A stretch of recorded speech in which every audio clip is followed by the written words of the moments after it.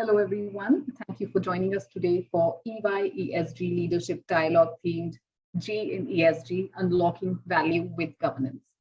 I am Dimple Bajwa, welcoming you all to this session. Sustainability is in the spotlight, and ESG priorities will pose both challenges and opportunities for companies now and also in the future. As the social, political, and cultural attitudes continue to evolve, the governance risks and opportunities are likely to increase, which makes it imperative to understand the G in ESG. If we talk about the corporate governance structures, the core elements include the corporation's purpose, the role and makeup of boards of directors, shareholder rights, and corporation's purpose, how corporate performance is measured. Financial and accounting transparency and honest financial reporting are often considered as the key elements of good corporate governance. Robust corporate governance and a central role for boards are critical for getting on the front foot with ESG and achieving the cultural and mindset change needed to drive sustainability transformation. To build a winning strategy, boards must have the operating model, data, and capabilities to provide strong direction and support. In this session, we will explore all this and will also touch upon some important aspects such as how to generate long-term value when the board's role in ESG is still evolving, financial and accounting transparency, data and financial reporting, ways to ensure that your board is equipped to deliver against its ESG goals, advantages of incorporating ESG factors into corporate strategy, generating long-term value when the board's role in ESG is still evolving.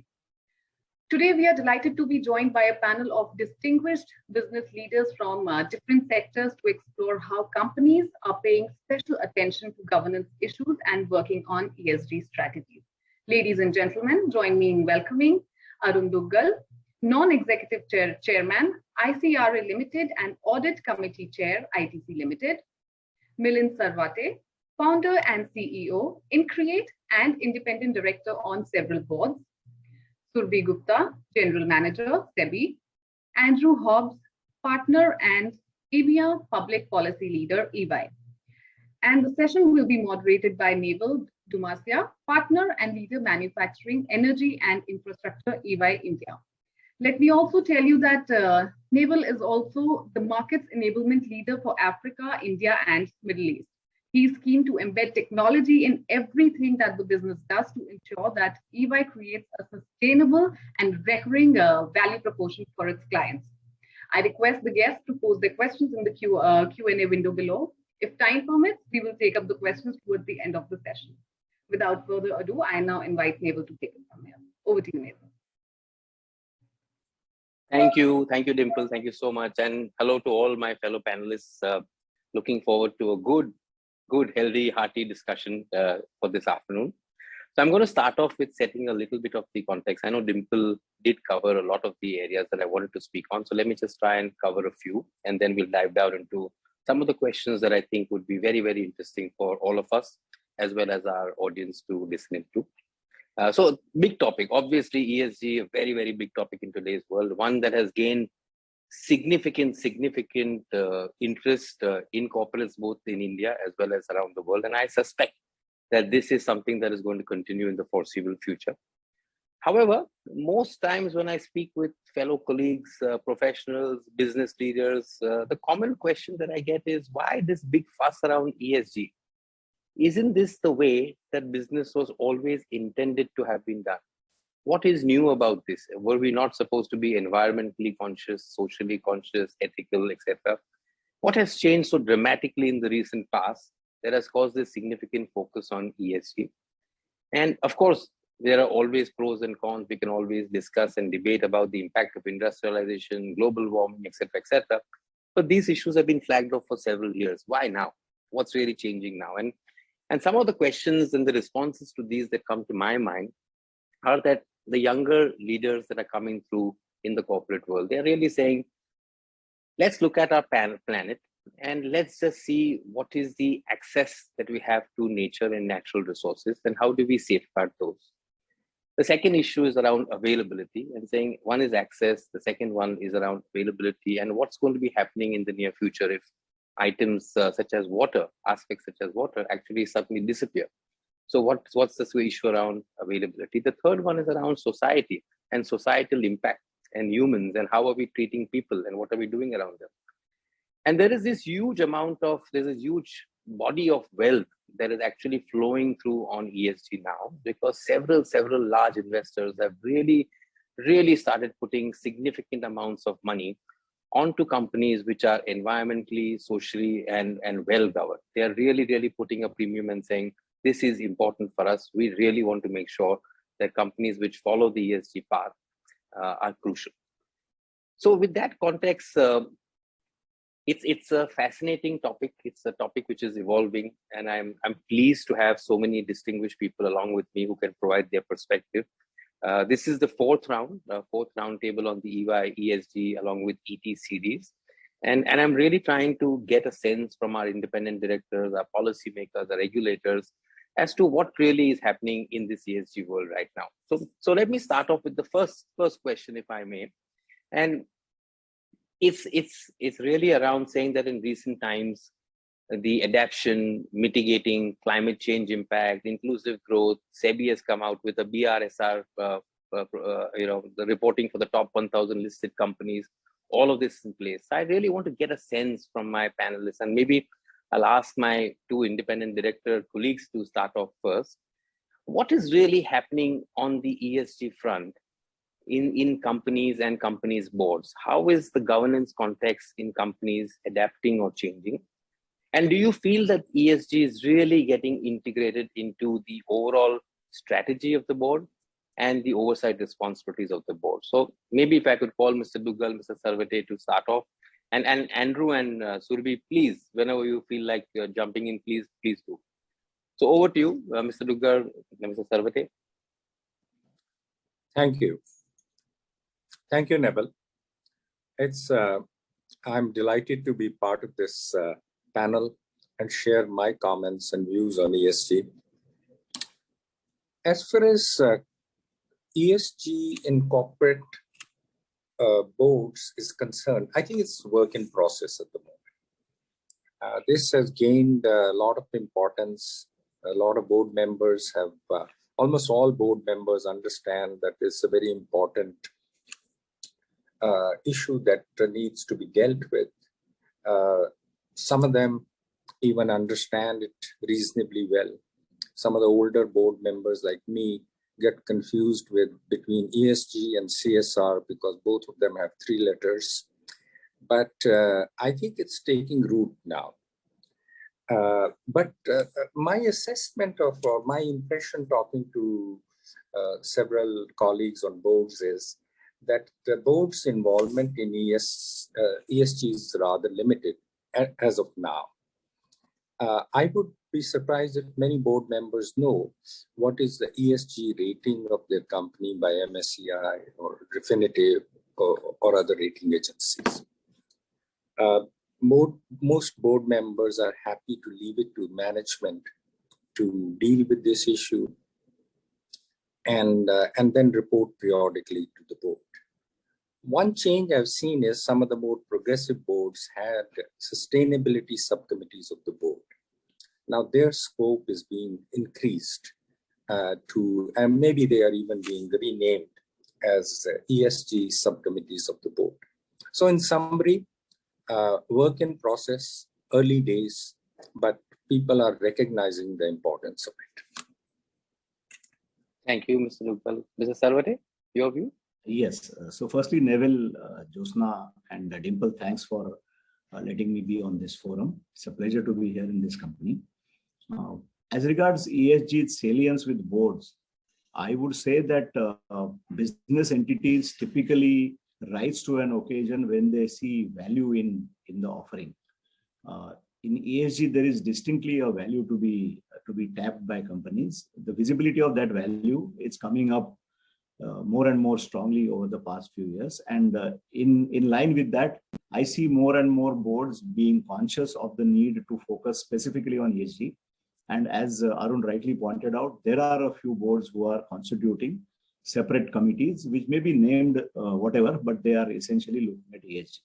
Now, if you split the ESG into those three parts, one would find that the social part was in some way being dealt with by the CSR committee. The governance part was being dealt with by the whole board, as also sometimes more focusedly by the nominations committee in many companies.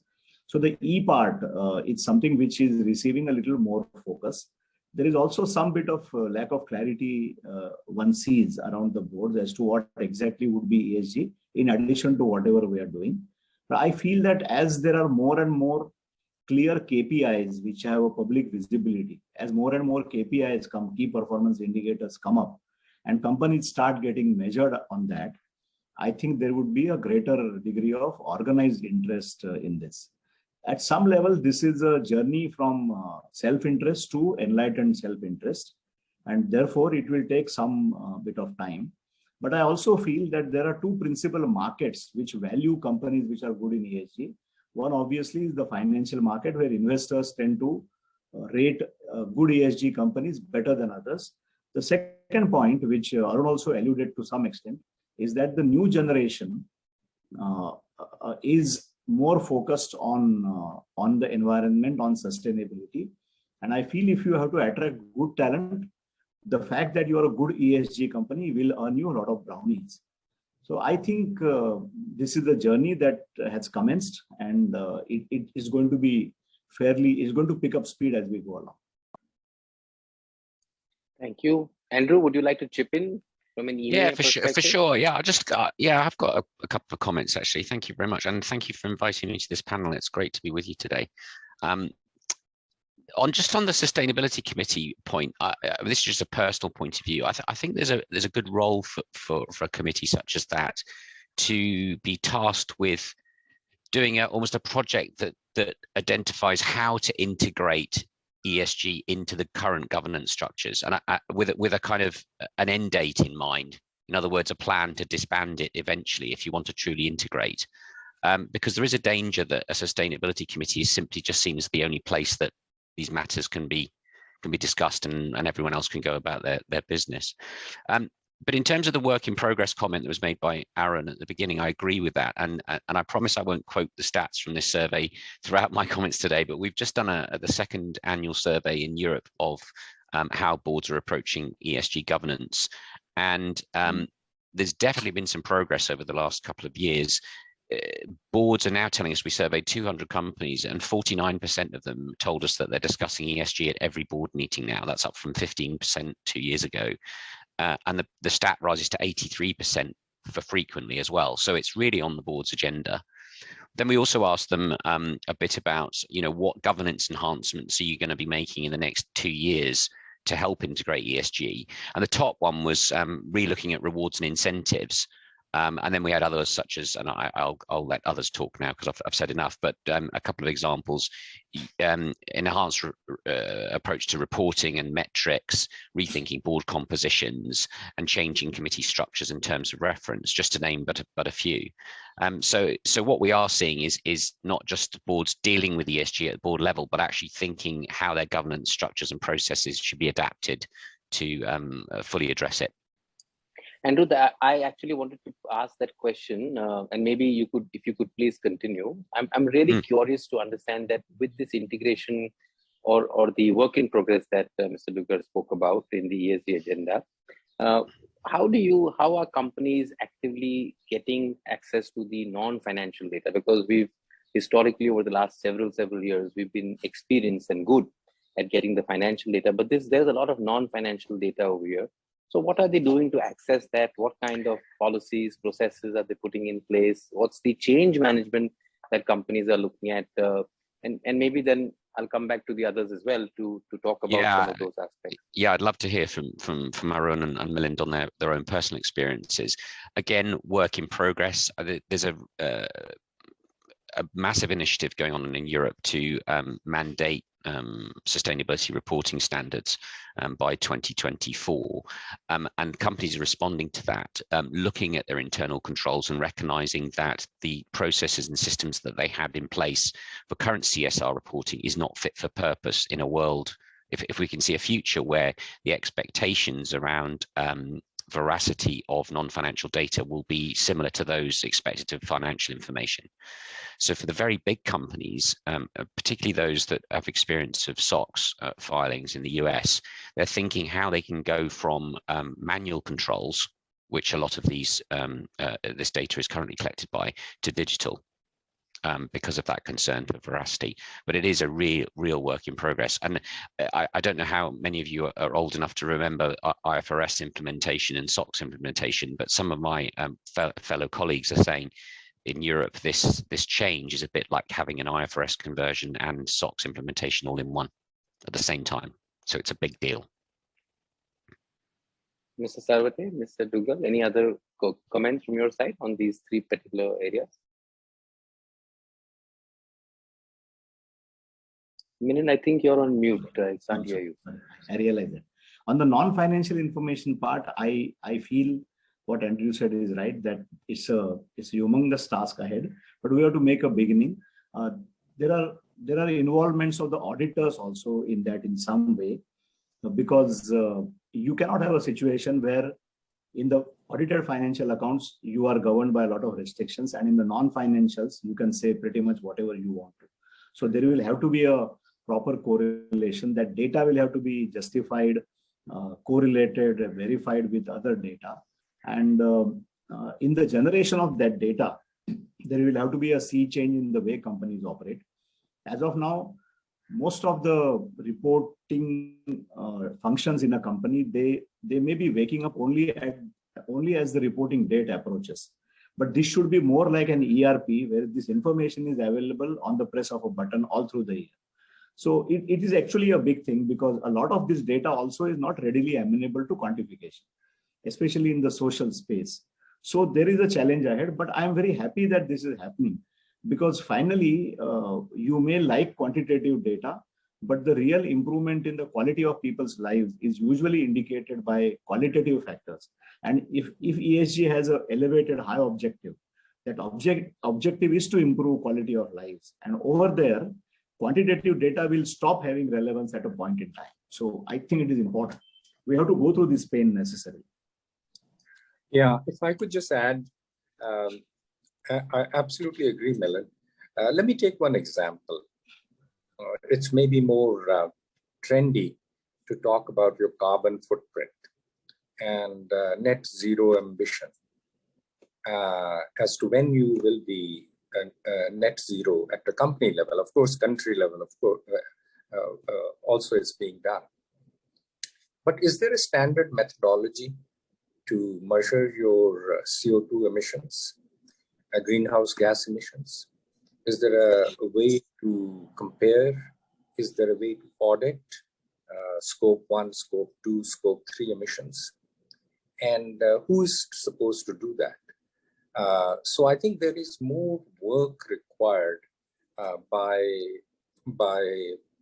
outside experts, first to train companies and people within the companies on these matters of these new metrics which are required. And then there would be more work required, of course, to make sure that these are audited and comparable between companies. Thank you. Surbhi, I see you have a point. Please go ahead. Because a lot of things are being talked about on non-financial reporting. So I want to just make a point as to what the regulator has done on this side. First of all, I don't believe that ESG is new to this. Companies are, so ESG word is not new for any company, I suppose. It was there. The only thing is that it has gained momentum recently. So long back, we asked Risk Management Committee to look into all the risks, including ESG.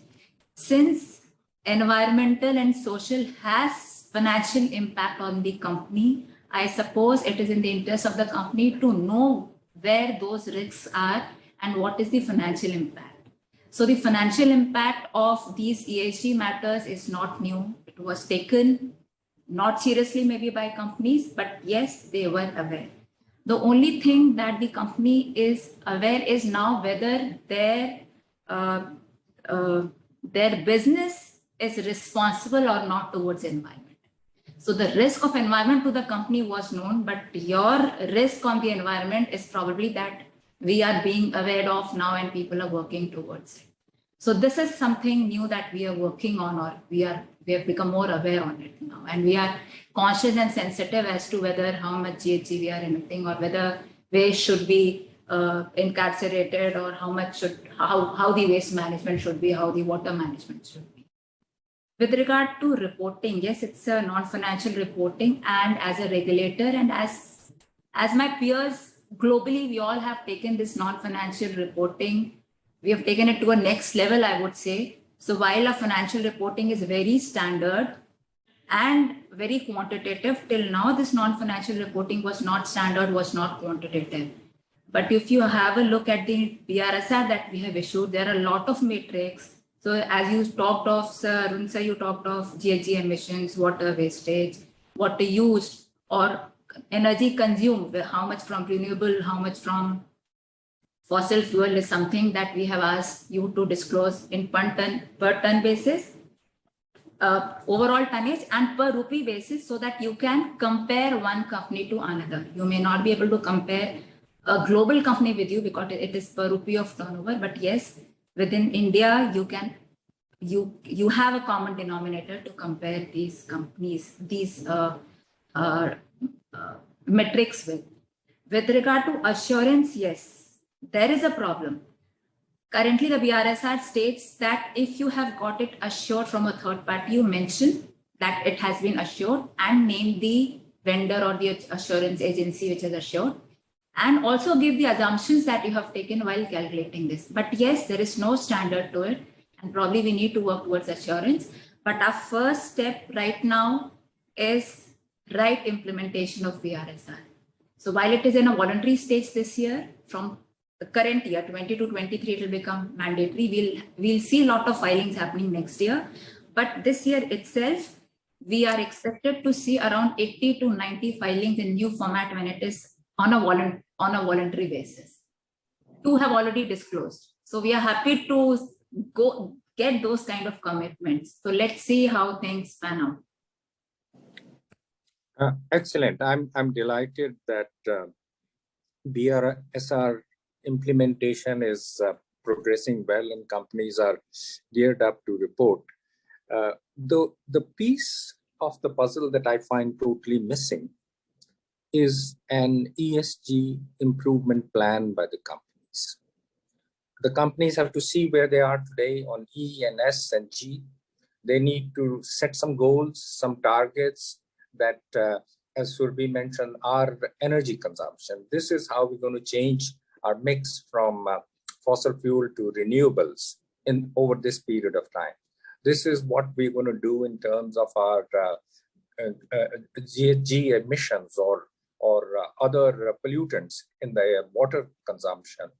Our gender balance. There should be some there should be a reporting of what is our present gender balance, right from the board level to the junior employee level, and how are we going to improve this in the next 5 years, 10 years, 15 years. And then, and that should be part of the board's agenda to review as to what progress we are making towards this plan that we have all agreed on. So my point is that plan and development of that plan is missing at the moment. Thank you. So there is one aspect on expectations.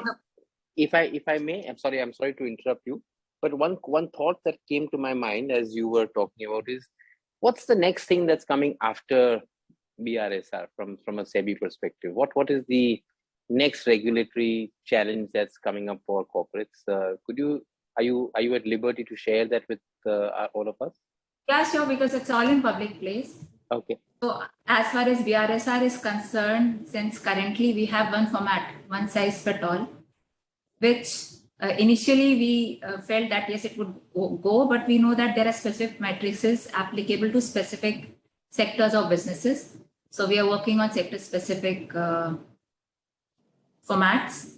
Assurance again is an area where we are working on.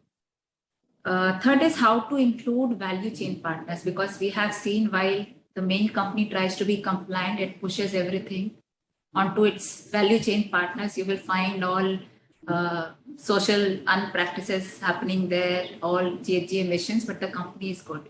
So we are trying to see how we can involve those value chain partners in a regular mainstream sustainability reporting. So this is the work in progress on BRSR side. Then on ESG rating side, we are working because the next piece is how to tackle greenwashing.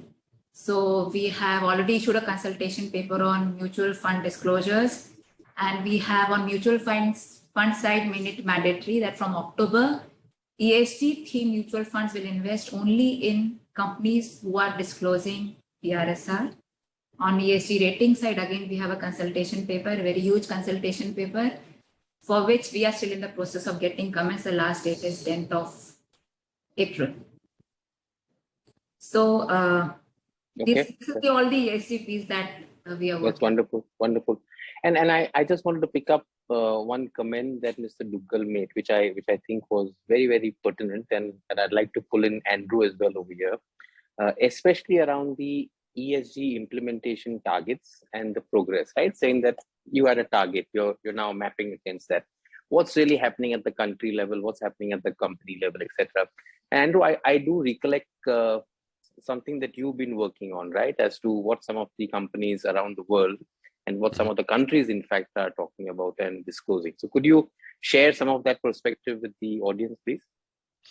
Yeah, I mean, I know I'll be quick. I mean, some companies have been doing it voluntarily, but again, if I sort of look at the sort of regulatory horizon in Europe, that will be required. So in Europe, we will already seeing draft legislation that requires companies to describe in their non-financial reporting how they are approaching net zero and what the strategy is to get there. That is going to be underpinned by a legal duty as well if it goes through for directors to align their strategy with that net zero commitment. I think as a couple of people have observed, the focus does seem to be mostly on climate at the moment, but I think closely followed by social matters and certainly nature and biodiversity before that. So we're seeing voluntary approaches, but fast following with some regulatory requirements. SEC and UK are focusing primarily on climate related disclosures at the moment, but again, we expect them to follow with others in due course. Europe's out in front. Okay. Milind, anything that you'd like to pitch in right now, or should I move on to the next topic? I think you can move on. Okay. So the next one that I really wanted to get a little bit more insights, Director Learning Program. This is ESG is a complex thing, requires all sorts of IITians, technicians, and IITians I say specific because I came to know that Mr. Duggal is an IITian. So you need very, very different skill sets, and sometimes several of these skill sets might not be available on the board. So in terms of directors' learning programs, what are some of the practices that you all are seeing on the boards that you sit on for learning, especially on the ESG, and therefore how can you drive the agenda? And is there sufficient amount of time therefore being devoted just for ESG as a topic at the board level? So maybe Mr. Duggal and Milind, if I could get both of you to comment and then pull in the others. Milind, why don't you go ahead?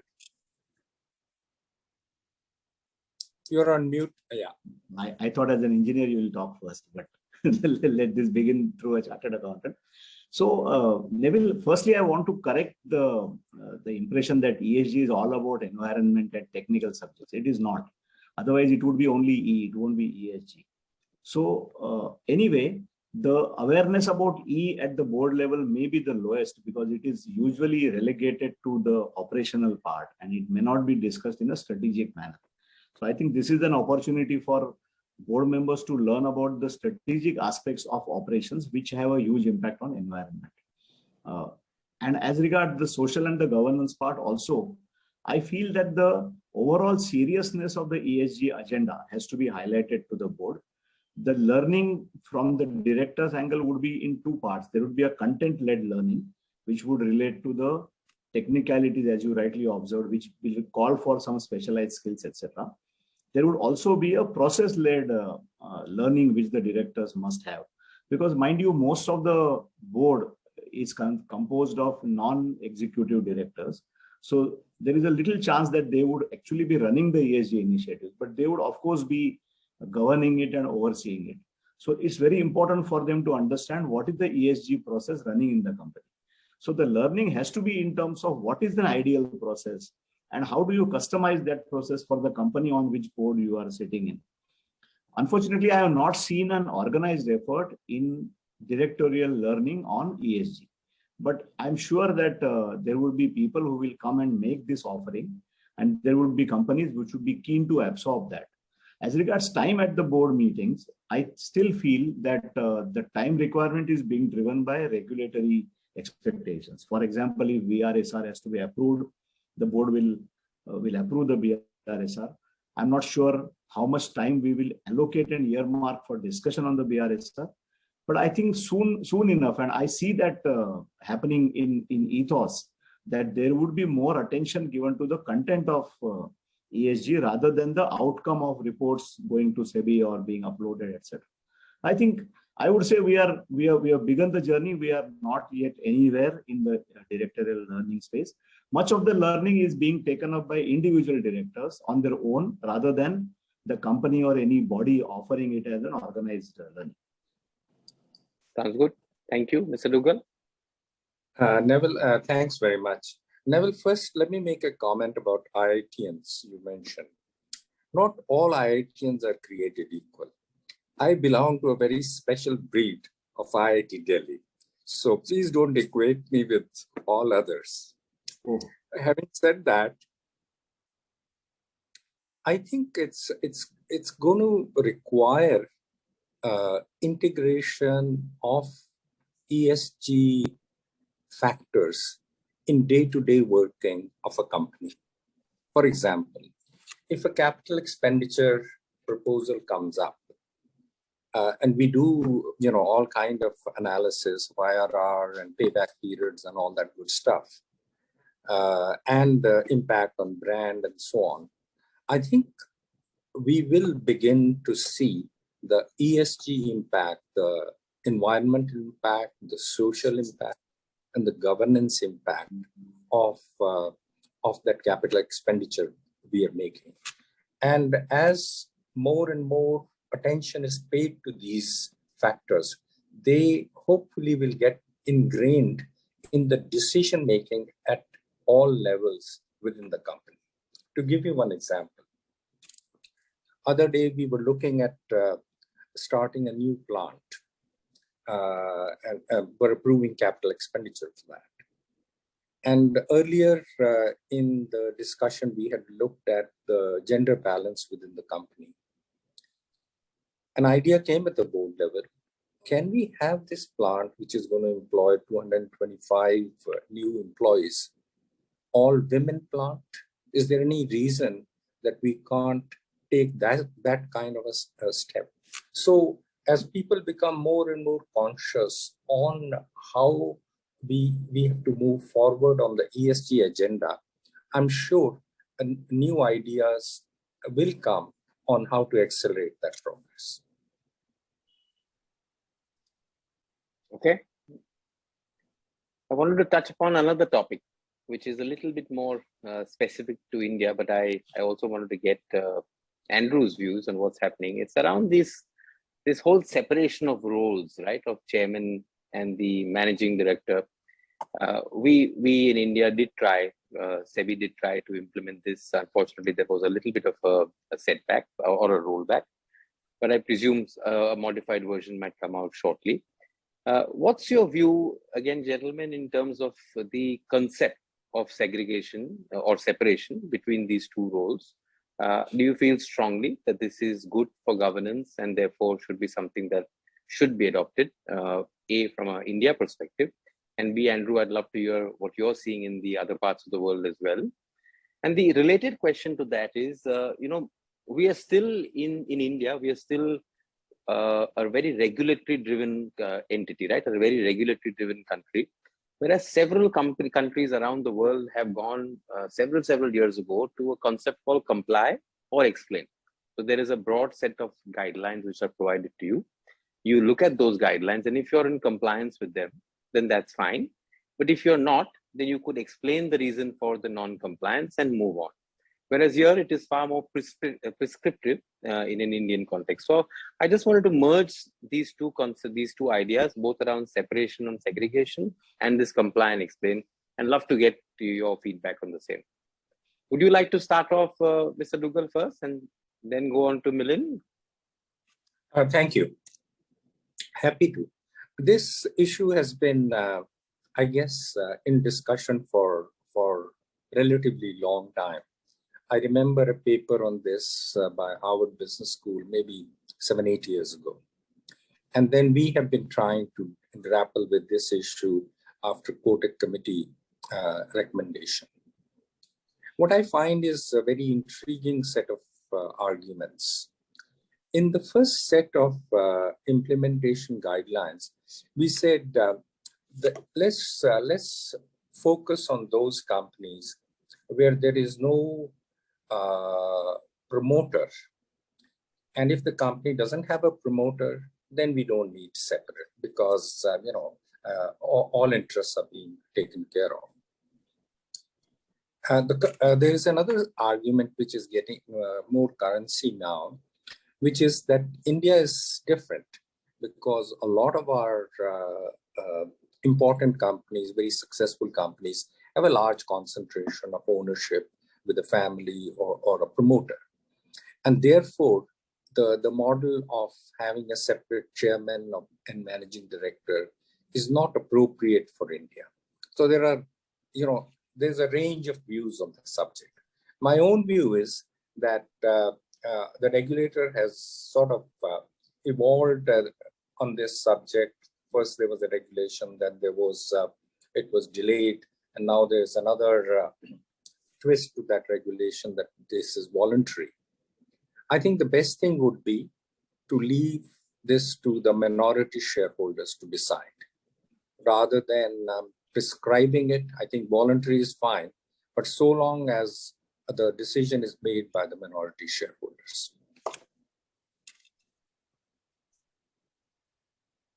I'm a little nervous with that personally. I'm sorry, Mr. Dugal. I mean, I just leaving it to minority shareholders. Maybe this is not a politically correct statement, but I feel a little nervous about that because so many factors extraneous start weighing in. But let me pause my comment. Let me hear from Milind and Ru and the others. No, I'm smiling because you picked up the exact sentiment that I wanted to express. And there can be various ways of going about this, but we are not pausing to reflect as to why is the industry reluctant to implement. And if you see, we have kept on getting a date postponement without there being any requirement as to a roadmap as to by when will you comply. So you just spoke of comply or explain. Here we are neither complying nor explaining. That's a separate issue altogether. I feel that there may be reasons which are peculiar to every company which is reluctant to comply with this guideline. First of all, in essence, this suggestion of separating the CEO from the chairman, it says that each one should focus on one principal aspect of corporate management, one on the running the company, running the business, the other one on governing. So in essence, it's a very solid suggestion. It's a very profound and good suggestion. So we should do it.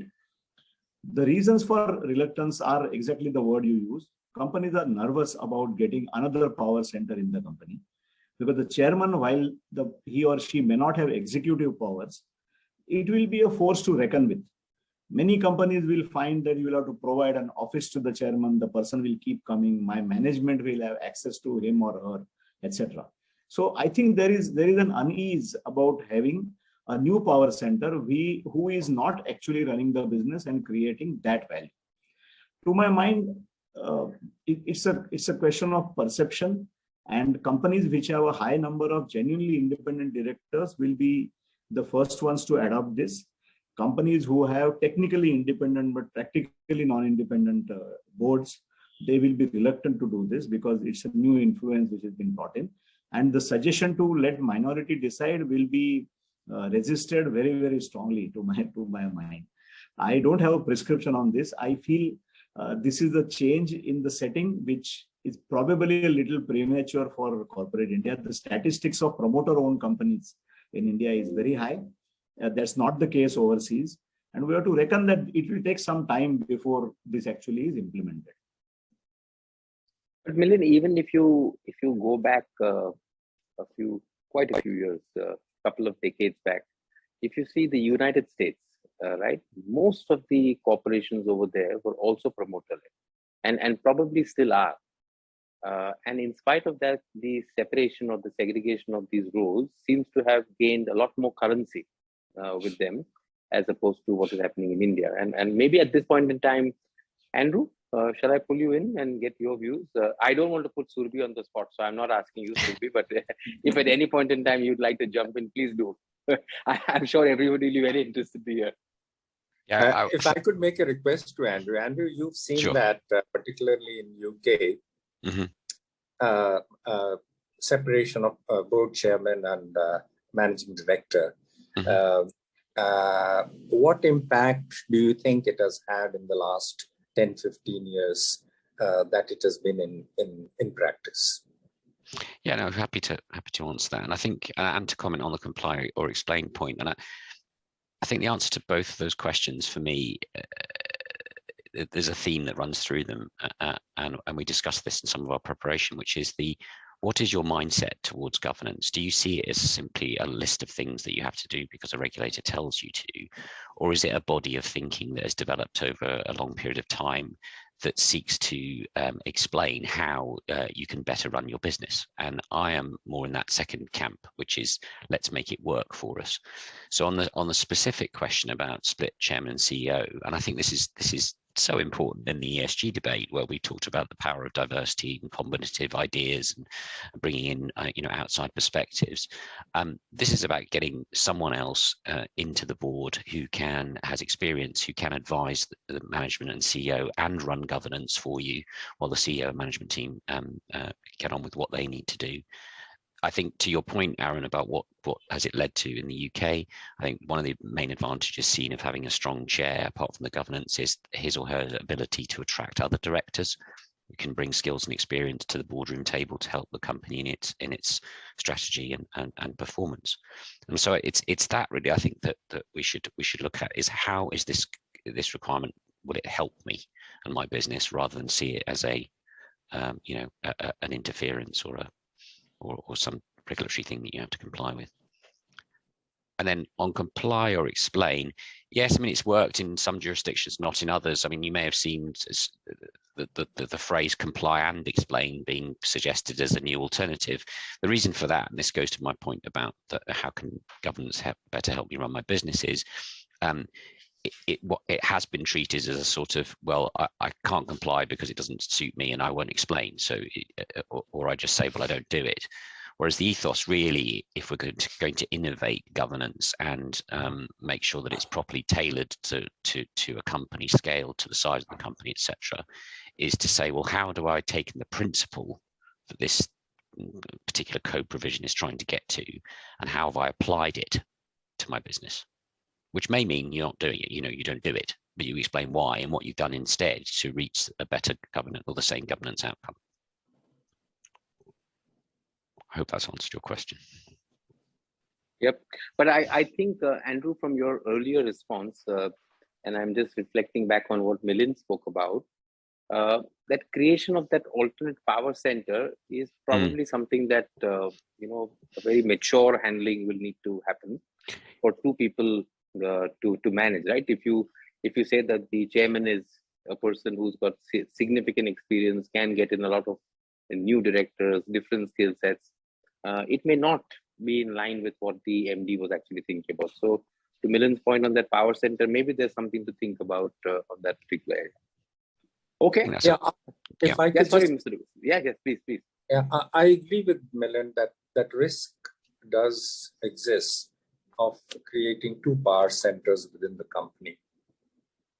At the same time, I also believe that for governance, greater experience, gravitas, connections in the broader business and other ecosystem is very desirable.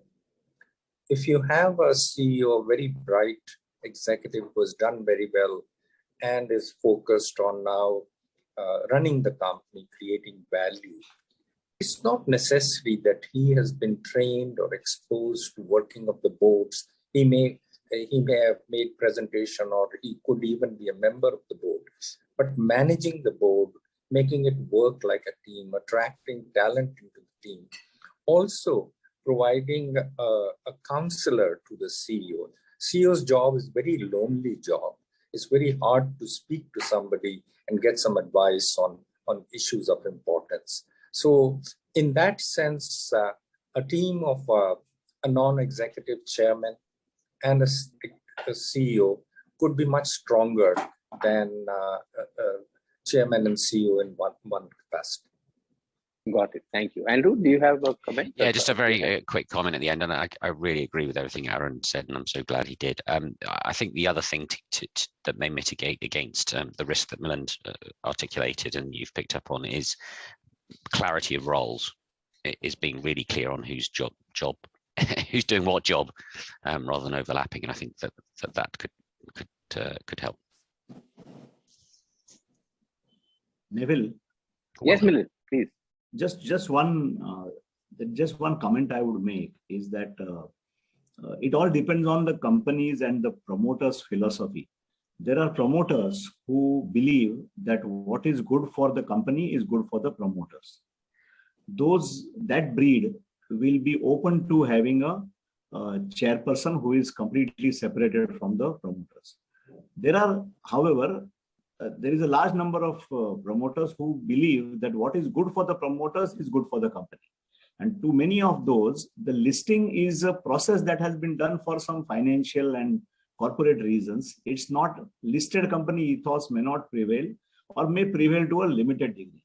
If they believe that what is good for them is good for the company, they would say that I don't want a chairperson who is separate from the promoters. So this is good for me, and therefore it has to be good for the company. And if SEBI is forcing us to do it by a particular date, we'll figure out how to handle it. But so long as SEBI is allowing us time, we will take that time. I would say that this is the philosophy which many people would deploy. And Milind, very, very well. It's not a desirable state. I'm not supporting it in any way. I'm just telling you what I see around in corporate India. And especially there be something to say. Yeah, that's why the reason is we still end up being in a prescriptive mode of regulation. Exactly, which is what I was saying. As a regulator, we say prescriptive regulation is inverse. It has an inverse relationship with the ethos and the ethics.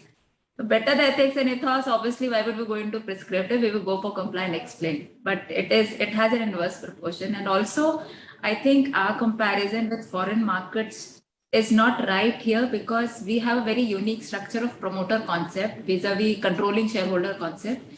We recently did a study with OECD, and where the promoter structure of many jurisdictions was seen. And OECD pointed out that ours is a unique jurisdiction where even without having a shareholding, you are called a promoter. You have that controlling interest without having a shareholding. So this is very unique to our market. Wonderful. Thank you, Surabhi. I wanted to ask one, I know we are at 4:20, so we'll probably have time for one more question. And I wanted to pick this topic around the proxy advisory firms and the role that they could actually play in say, improving the governance, in aiding the independent directors and aiding the boards of companies, because in a sense, they are an external conscience keeper, right? So the more questions that they can probe, they can ask, they can put down and educate the public, the more will be the public better informed, and therefore the better the responses, the better the questions that will be asked of management. I, however, see that that's not really happening in India. It's, I mean, proxy advisory firms have been a relatively new phenomenon in India, relatively. Whereas in several other parts of the world, proxy advisory firms do a fabulous job, right? I mean, they're really a front and center. We take the example of ExxonMobil, where they actually push to get 2 board seats. I'm just curious, are you seeing that kind of traction in India on some of the boards that you sit on? Or Surabhi, are you seeing something from a SEBI perspective? Do you see a lot more activity in the proxy advisory firms gaining momentum shortly? I would say yes. This is what we have seen. That recently, if you see, there are a lot of instances of shareholder activism. You take Dish TV, you take Z Invesco. These are two recent examples. There are, in last year, we see there were a lot of agenda or resolution in AGM with regard to remuneration to the directors, which have been voted out.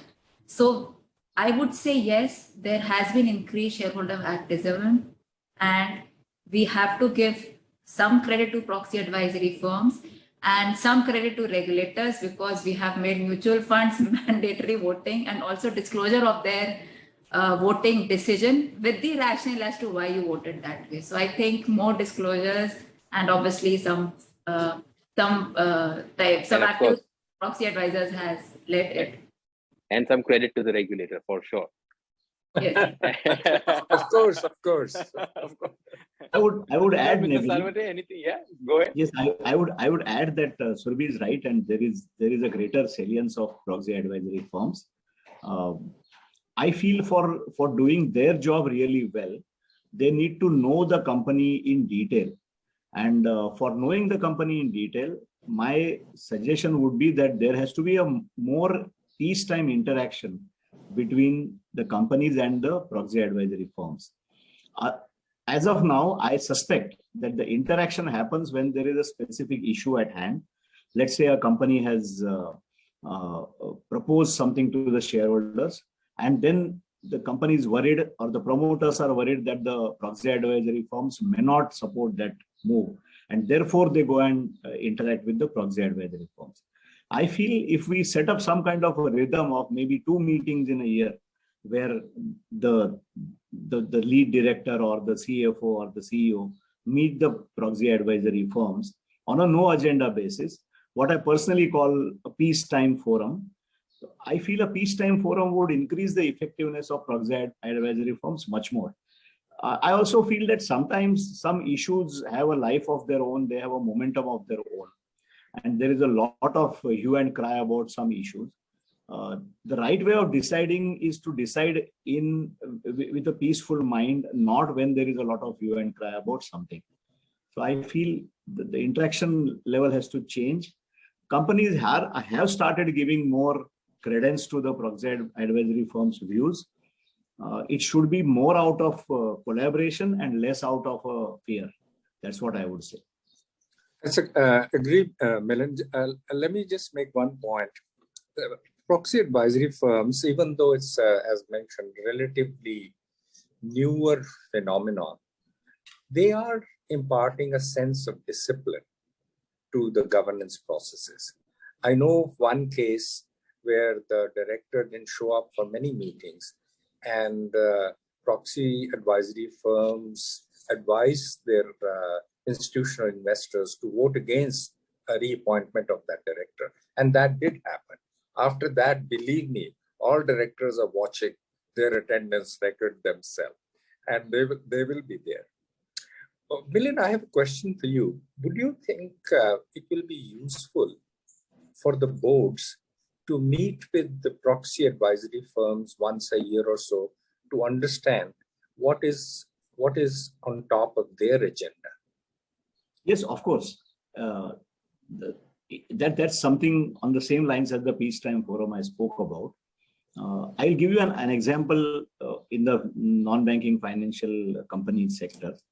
I am on the board of a couple of such companies, and we have a mandatory meeting with credit rating agencies, which we carry out at least twice a year. That's of course, credit rating agencies operate in a different domain, but that's also a peacetime meeting because there is no specific issue, but we have a direct access to those. And credit rating is some kind of conscience keeping. It may be more quantitative, but it is a conscience keeping. So this is a great idea, Arun, and I feel that in the companies where I sit on the board, I will try and push this idea of having a voluntary meeting of the board directly with the proxy advisory firm. The questions would arise as to further, whom should we meet, because there are many, and then whom should we decide and whom should we meet? Maybe meet with, I'll give you an example, what I found very useful, and that sort of ties in with director education, that one of the boards, we meet with one equity analyst from one firm every year, so that we get an outside-in view of how the investment community fund manager or a large investor is looking at our company. And that's very productive because these people have a broader view of other companies in the same industry. And I think the board learns a lot. Your point about meeting with credit rating agencies is also a good one. And I think there aren't too many proxy advisory firms. There are probably 2 or 3 which have the in-depth sort of knowledge, and meeting them would be good. Surabhi had a point. I have a question. So we actually mandated rating agency to meet the audit committee once in a year. Because of issues we had after IL&FS and DHFL, this was the mandate given to rating agencies. So they are obligated to meet audit committee once a year, but companies, if you are meeting on your own with the rating agency, it is very good. Currently also proxy advisors are required to send their report to the company before releasing it, and company at its will may respond to that company. So while that mandate is there, do you think there has to be a specific mandate by the regulator that a company should meet the proxy advisory firm? Will it work or should it happen on its own? No, yeah. Sorry, go ahead. That no mandate is required. Good firms, good companies, they want the best information. They want their directors to be more knowledgeable, and they will invite them. You may want to give a mandate for a certain scale upwards, for a certain level upward, larger companies or so on. So, and I feel that proxy advisory firms also must mandatorily check with the company on their opinion before going public. I don't find they all do that. So which is what I was saying. There is a mandate that they have to send the report to the company before releasing. But when we speak to proxy advisory firms, they have not seen much of a response from the company side on their report. No, I have a case where they have not even sent the report before releasing it. It probably sounds to me like there's a little bit of a trust deficit, right, between the proxy advisory firm. To the board, sir, I would say, because they have a complaint that board is not reading, it is just going somewhere to the company secretary or maybe down the line is what they make to us. No. But that's the company's problem. They should mandatorily send it to the company. That way, I will not file my income tax return saying that anyway nobody reads it. Neville, a request for you. Since yes. We are talking about maybe 3 or 4 people in the proxy advisory firms. Maybe you should call them up and say, hey guys, you should offer to meet the boards periodically.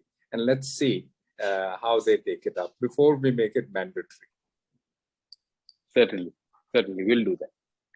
We are at about 5 minutes to the hour.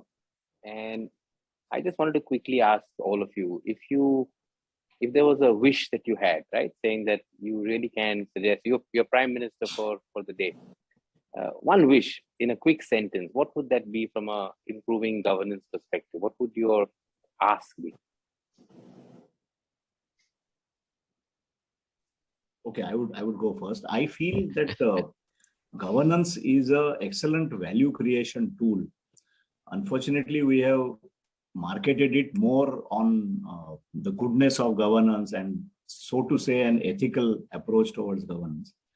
If I had the power, I would highlight the business relevance of governance, the business relevance of ESG, so that there is a greater in-spirit adherence and compliance, and people take upon governance and ESG with far more belief rather than just obedience to some regulators. Okay, Mr. Dugal. Yeah, actually, this is an interesting question. One day, Prime Minister, Chief Minister, reminds me of that Anil Kapoor movie in which he's made Chief Minister for one day. So I thought at least over here I could give you that option. I can't give it to you otherwise. My wish would be, and I'm just focusing on ESG, that all boards should have a effective ESG committee, which should be charged with the responsibility of implementing an ESG improvement plan, which means that there should be an ESG improvement plan. They should also oversee BRSR reporting, and certain, with a special focus on certain important area like carbon footprint, environment, and gender balance. I'm not sure whether even outside anybody is going to make you prime minister. Your list of requirements is quite long. No, but I thank you, sir. Zurbi, Andrew, your points of view. Zurbi, you go first. As a regulator, I have a long wish list. No. In one line, Zurbi. So I think primary would be transparency and reliability of disclosures, because disclosure is something that we have been focusing on. And 2 wish lists. Second is effective running of board committees, because we place heavy reliance on audit committee, on NRC, on SRC, a lot of committees we have at board level. We wish it would run effectively and we will have no issues of corporate governance then. Sure. And Andrew? I think if I did one wish, it would be more systemizing of the approach to understanding stakeholder interests and incorporating them into business decision making, because I think that is a really crucial part of making success, being successful in the ESG agenda, but it needs to be done with rigor. Thank you. I think we're close to the hour, and I'm really grateful to all of you for having spent some time. I learned a lot. There were points that really were important and candid. That the ESG agenda is still evolving. What gets measured, it will get reported, and you must make sure that you get that right. Implementation targets from a regulatory perspective, what's really happening after BRSR. The separation of roles, both in terms of another power center in the making, comply or explain, or comply and explain. And the trust deficit between proxy advisors and corporates, and how do you actually bridge those? I think some very valuable insights, and I am really grateful to all of you for taking time. I really appreciate it. Thank you. It was a fun time for all of us, and I'd like to hand over back to Dimple, who's been very patiently waiting to take the reins back. Dimple, over to you. Thank you so much. Thanks, Neville. Thank you, Neville. Thank you. Well shared, Neville. Such an enlightening session. It was it was an absolute pleasure to listen to such a fantastic discussion, Neville. Thank you everyone for joining this EY ESG Leadership Dialogue themed G in ESG, Unlocking Value with Governance. This definitely leaves us with a lot of food for thought and some key insights. We look forward to seeing you all in our future sessions as well. This is Dimple Bajwa signing off. Have a nice day and stay safe.